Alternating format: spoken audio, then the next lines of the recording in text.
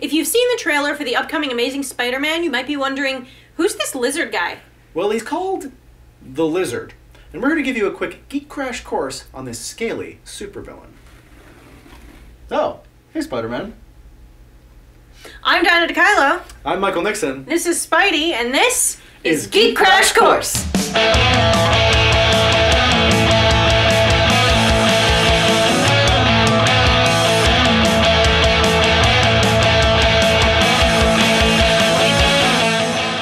The Lizard first appeared in 1963's Amazing Spider-Man #6 and has been hassling everyone's favorite friendly neighborhood wall crawler ever since. He's usually at the whim of the instincts inherent in the human reptilian brain, but this changes between depictions in the comics.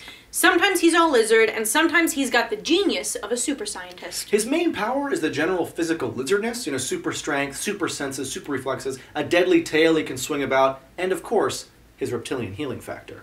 He also eventually gains mental powers. At first he can only control nearby reptiles, but he's later able to activate anyone's fight or flight response at will, often with violent results. The Lizard is making his first film appearance in The Amazing Spider-Man, but Dr. Curt Connors has already appeared in all 3 of the Sam Raimi-directed Spider-Man films, played there by Dylan Baker.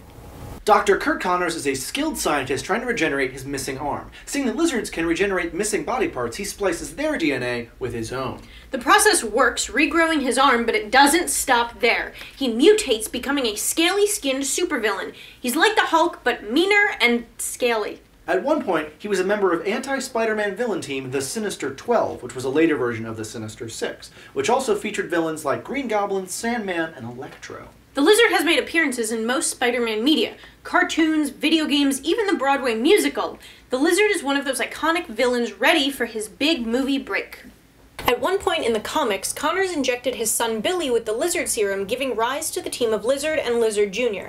Billy was quickly cured, and it was never mentioned again. Homework.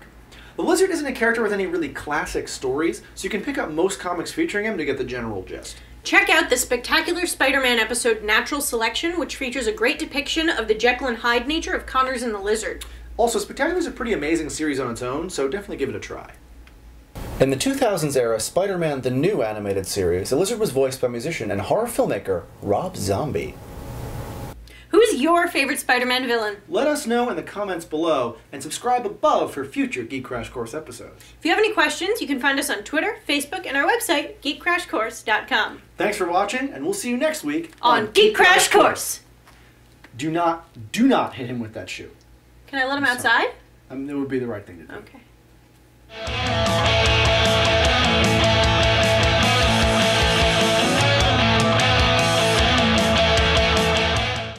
The Inflatable Spider-Man.